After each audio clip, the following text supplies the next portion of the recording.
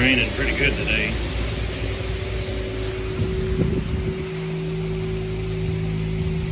It said 3/10. Maybe they meant 3 inches.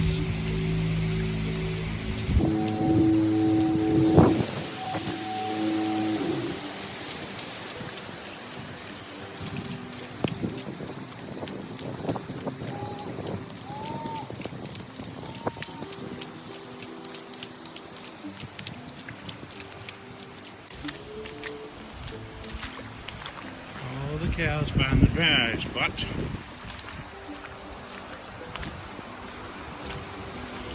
They're waiting for their morning hay. Let's get busy.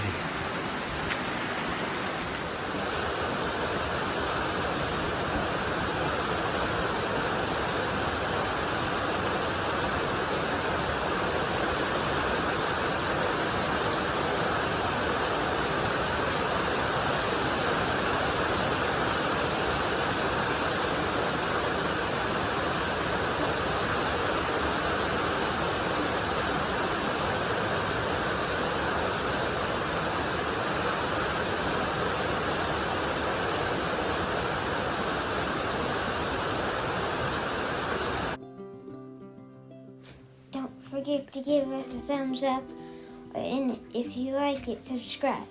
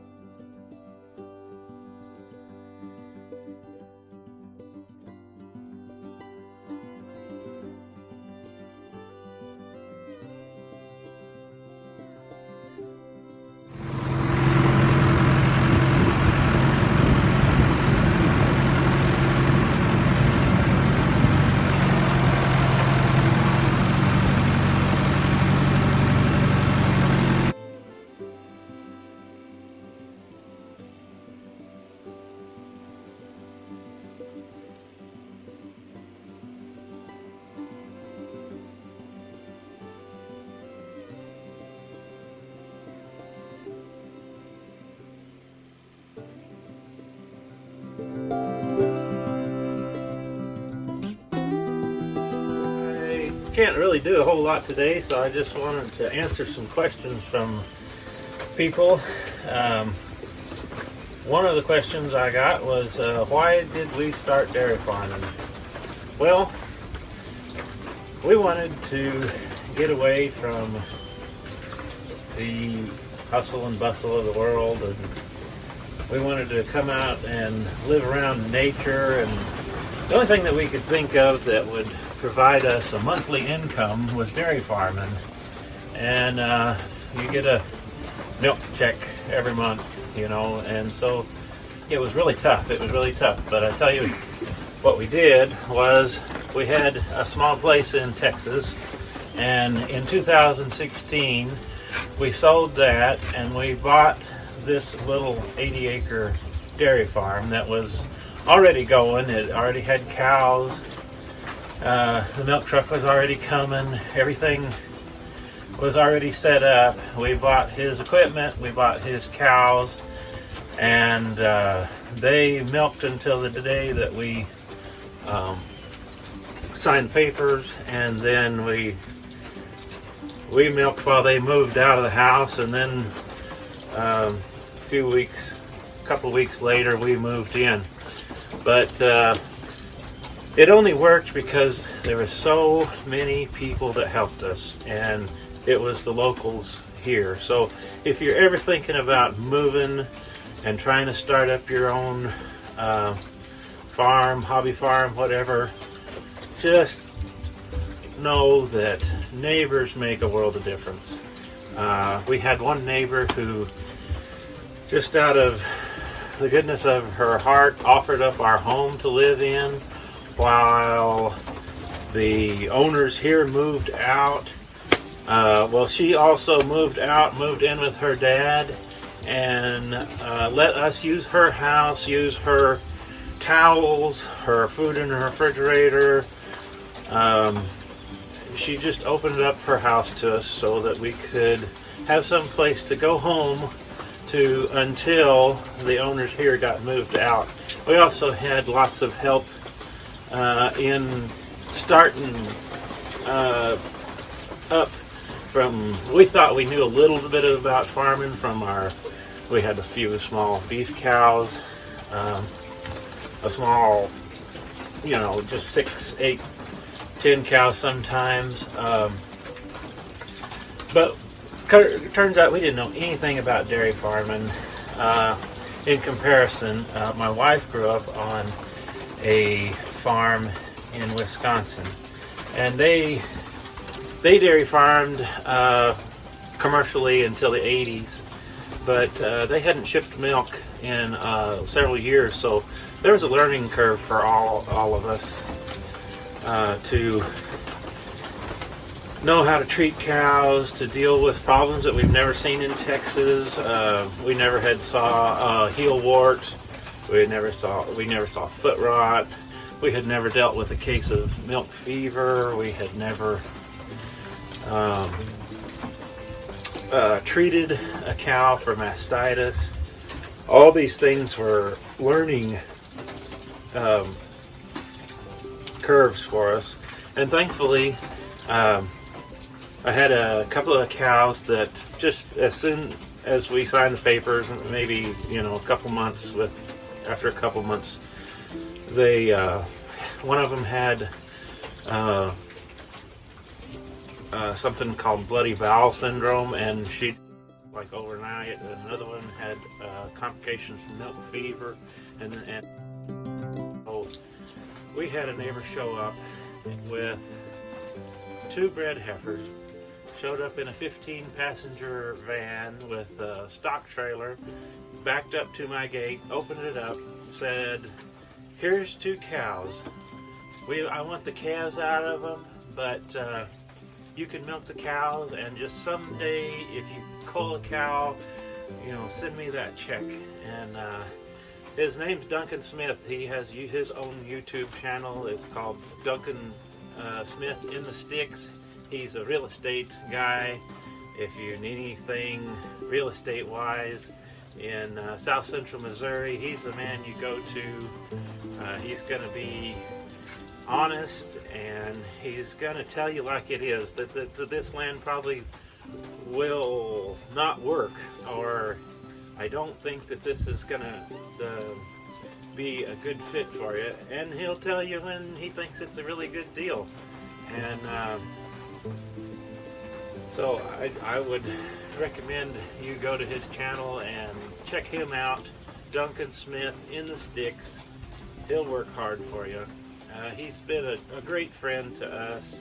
Like I said, those 2 cows, there's been many other things. He's helped me with hay year after year, offered up his own equipment for me to use. But the startup really happened because the people in this area were good people, and they treated me not as an outsider, but welcomed me, and I think one of the comments was we're so glad to see you, we needed new blood. And that just makes you feel like you made the right move. There was lots of other things that made us feel like we made the right move. Sometimes the Lord gives you little hope, bits of little things that bolster your faith, like we hadn't been here long and went into the local store, and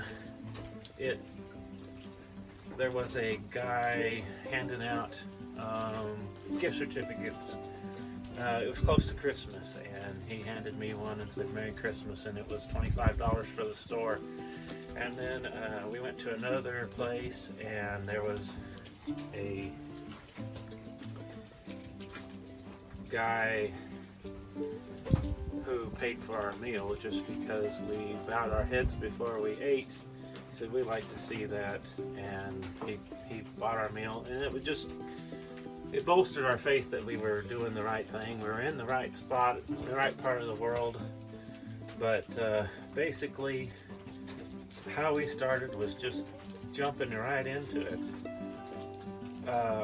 Feet first, just sinking until we swam. And I had another neighbor come over, and we had a little trouble with mastitis in the beginning, and he came over and he said, you've got trouble. He said, the feed man's worried about you, the inspector's worried about you, the milk hauler's worried about you, and he says, I'm here to go through your cows and help you with your mastitis problems. And so he took some California mastitis test, and you mix that with milk from each quarter of the cow, from each teat, and if it's slimy, you have a problem in that quarter. And so he taught us how to treat cows. We treated them, and the ones that cleared up we kept, the ones that we didn't we shipped, and then eventually our mastitis problems were gone. And so the main thing to keep these cows going is to be on time, consistent, milk them the same time morning and the same time at night, and keep good quality forage before. We do the best grass that we can get. When the grass is green early spring and the cows are milking good, it's time to cut. And then again in another 30-45 days we cut again, and we just try to make the best of what God gave us here to work with, and that's a fescue mix, fescue clover mix. And anyway, so the cows, they eat a little feed in the barn, about 20 pounds a day in the barn, and then the rest is all either grazing or hay that we put up in the summer. And so we don't get a high production, but we don't have high input costs. So it balances out that way. Anyway, if anybody was thinking about starting their own dairy, I don't know if they really could in today. They said the same thing to me though in 2016. They said that I probably wouldn't make it, and by the grace of God, it's been 8 years and we're still here. Not really sure how much longer it'll last. Dairies are slowly dying in this area. I think we're one of 10 in this county, but we didn't know anything, but the Lord was gracious to us and let us have enough time to learn, and so as we learned, things got a little harder. Money got tighter, hauling went up, feed went up, all these things, but thankfully there was a grace period for us, it seems like, to get started. Anyway, I hope this was a little bit of information on, just jumping in, getting after it. As Duncan Smith would say, don't be scared.